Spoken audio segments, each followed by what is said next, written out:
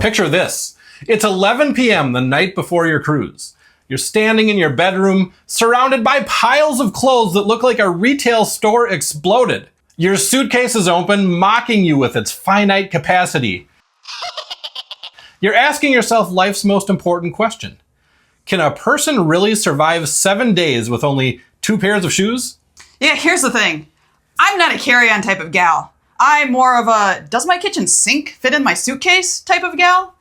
I wouldn't say I overpack. I just like to be prepared for every possible weather pattern and wardrobe emergency. So, if you're looking for a guide to help you pack everything into something the size of a lima bean, using military-grade compression techniques and the willpower of a minimalistic monk, you clicked on the wrong video. Hey, no judgment to those who can survive a week with 7 items. We're just not one of them. I'm guessing you might not be either. This video is going to help you pack efficiently without sacrificing the things that keep you comfortable during your cruise. We're going for that sweet spot between forgetting something important and overpacking. Welcome to episode 4 of our Cruising 101 series. In previous episodes, we've talked about how to choose the right cruise. Now that you've booked your sailing and are counting down the days like a kid before Christmas, it's time to move on to the fun part, deciding what to bring. Let's dive in. Hey, before we start flinging items into a suitcase like we're competing in luggage Tetris, we need a strategy. I've broken down cruise packing into manageable categories that cover everything you'll need without making you feel like you're preparing for a year-long exhibition to Antarctica. And if you are going somewhere cold, we've got a dedicated video for that. Here's what we'll cover. Clothing for every occasion, toiletries and health essentials, electronics, beach gear, important documents, and finally, extra comfort items. Now, let's unpack each category. Pun intended. The category that makes your suitcase sigh and your significant other question your sanity. Cruise attire runs the gamut from I just woke up to I could attend a wedding, often in the same day. The key is thinking about your cruise as multiple mini vacations happening simultaneously. There's beach you, fancy dinner you, and I'm working out you, who may or may not actually make an appearance. Most of your trip will be casual. Shorts, t-shirts, tank tops, sundresses, or breezy pants. Plan roughly 1 outfit per day, but let's be realistic here. You're going to rewear that super comfy top because nobody's judging. Actually, scratch that. Some people are definitely judging, but who cares? You're on a cruise ship, not a fashion runway. My strategic approach to cruise clothing? Choose a color palette and stick with it so everything mixes and matches like a well-oiled wardrobe machine. Plan your outfits ahead of time, and if you can't picture yourself actually wearing it, leave it at home. Footwear is where people often go wrong. You need comfortable walking shoes. I mean actually comfortable, not those cute sandals you swear you'll break in. Your feet will be doing miles of walking both on ship and on shore. Also pack flip-flops or slip-ons for the pool deck, your cabin, and that midnight snack run to the buffet.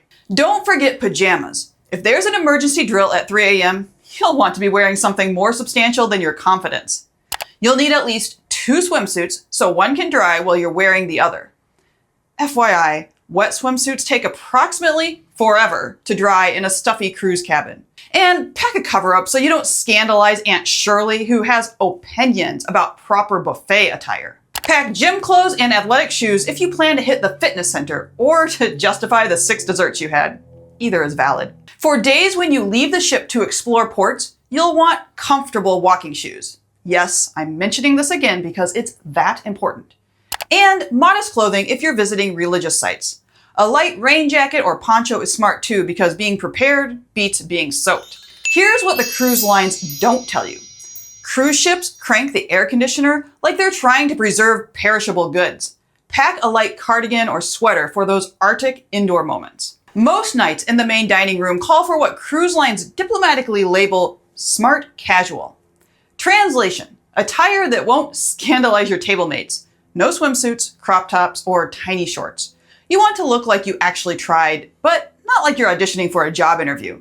Depending on your cruise line and length of cruise, you'll have 1 or more formal nights or elegant evenings when the ship transforms into a floating fancy party and people break out their good clothes. The level of formality varies dramatically by cruise line. Carnival is more nicest outfit you brought, while Cunard expects you to channel your inner aristocrat. For women, this means a cocktail dress or dressy separates. For men, a suit or sport coat with dress pants is standard. A full tuxedo works if you have the luggage space, but it's not required. Here's the beautiful secret about formal night. You can absolutely skip it if it's not your scene. Lots of people do. The buffet doesn't have a dress code, and neither do many of the alternative dining venues. Our next category spans everything from your daily grooming routine to the medical supplies that can save your vacation from disaster. Let's start with the basics. Ships provide basic shampoo, conditioner, and body wash or soap. But if you're particular about your products, and let's be honest, who isn't, bring your own in travel sizes. What ships definitely don't provide are toothbrushes, toothpaste, or deodorant. So pack those unless you enjoy awkward interactions in the elevator. You'll need your usual grooming basics: hairbrush or comb, razors and shaving cream, face wash and moisturizer, makeup and remover, and contact lenses with solution if you use any of them. Most cabins have hair dryers, but they're about as powerful as a tired hamster on a wheel, and you are allowed to bring your own if you prefer. Now, let me be crystal clear. Do not forget your sunscreen. The sun at sea does not mess around, and turning into a lobster on day 2 means spending the rest of your cruise hiding in your cabin and regretting your life choices. Pack some after sun lotion because even with that warning, you'll probably forget sunscreen at least once. It's a newer addition to our toiletries kit, and it's already saved us more than once. Pack all of your regular prescription medications, obviously, plus a few extra days worth in case of travel delays. You can use a pill organizer rather than all the bulky original bottles, but bring a copy of your prescriptions. And keep all of your meds in your carry-on. If your suitcase takes an unsanctioned detour, at least you won't be separated from the important stuff. Cruise ships do have medical centers, but they are super expensive. It pays to be prepared, literally. For a full guide to building the perfect cruise first aid kit, check out this video that covers everything from basic supplies to prescription considerations. Start with pain relievers and motion sickness remedies. Toss in assorted band-aids, antibiotic ointment, and hydrocortisone cream. And don't forget antacids. You're gonna eat things, so many things, and your stomach may file a strongly worded complaint about your buffet enthusiasm. Welcome to the Modern Vacation section, where we acknowledge that yes, we're trying to relax and unplug, but also we need 17 chargers and a backup battery pack.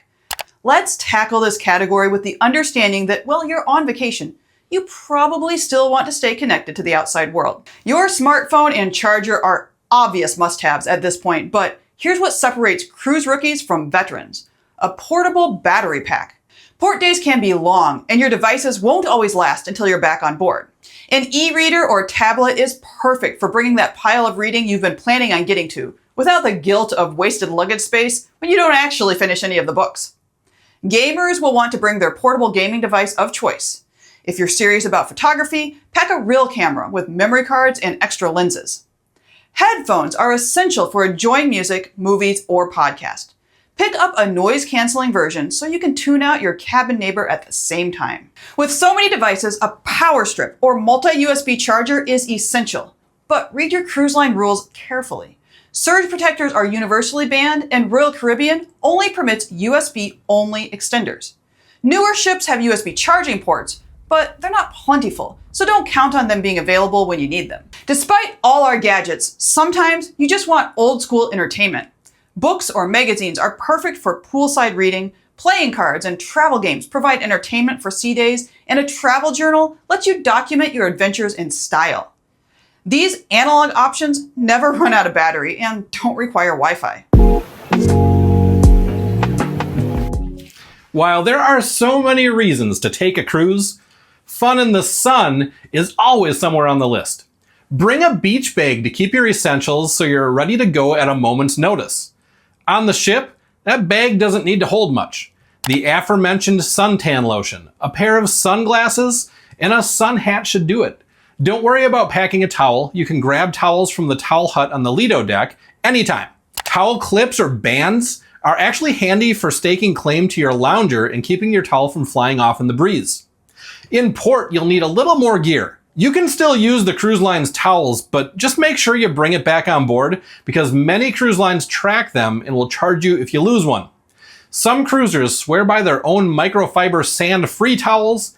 If you have the space, they're a big upgrade from the ship's version. You'll also want a waterproof phone pouch or dry bag, somewhere to keep your electronics and money while you splash in the waves.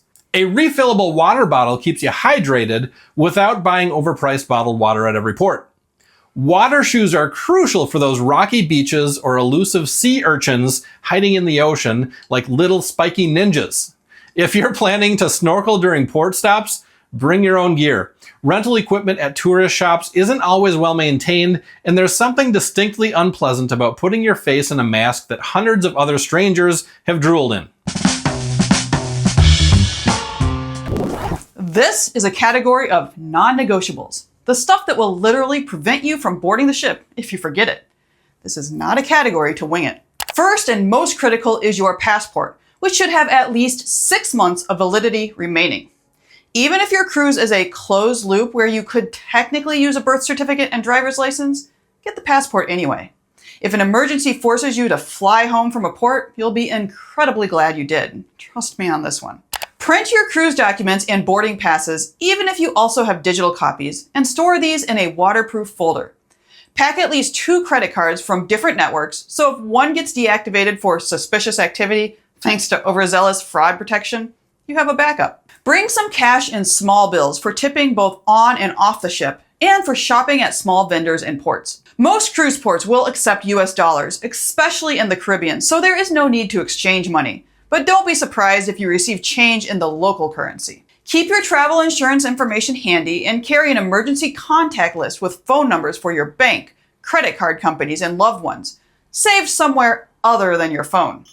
Many cruisers recommend emailing PDF copies to yourself to create a digital safety deposit box that can be accessed from any computer simply by logging into your email account.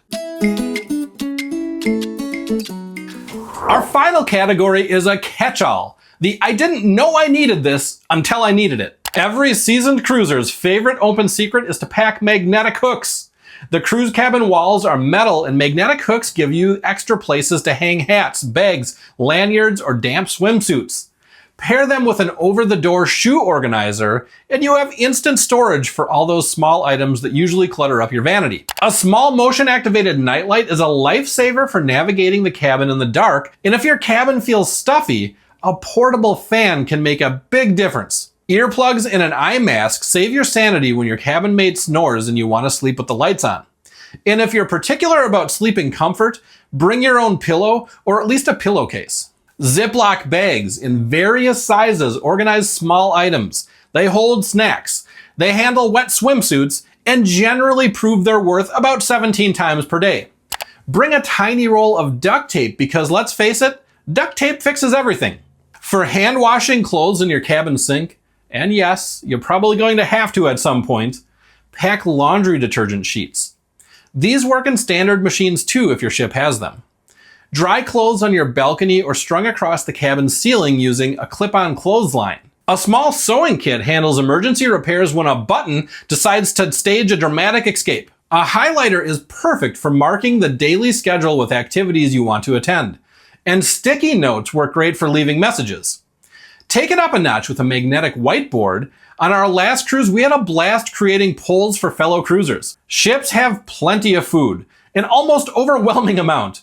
But if you have specific cravings or dietary needs, bring your favorite snacks. Electrolyte mixes can make tap water way more enjoyable, and an assortment of tea is great for hot beverages.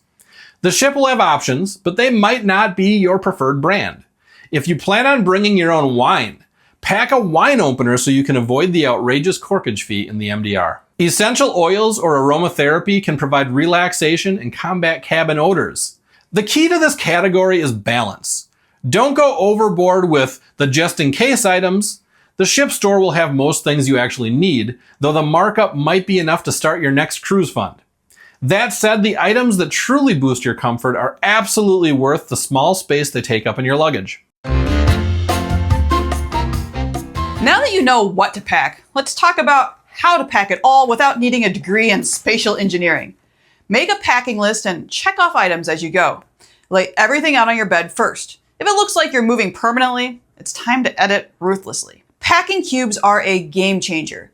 These zippered fabric containers keep everything organized. I guarantee that once you try them, you'll never go back to chaotic packing. Opt for compression cubes with sturdy fabric and quality zippers. You can reduce the volume of your clothes by over 30%. For larger items like dresses and trousers, roll instead of fold. It takes up less space and reduces wrinkles.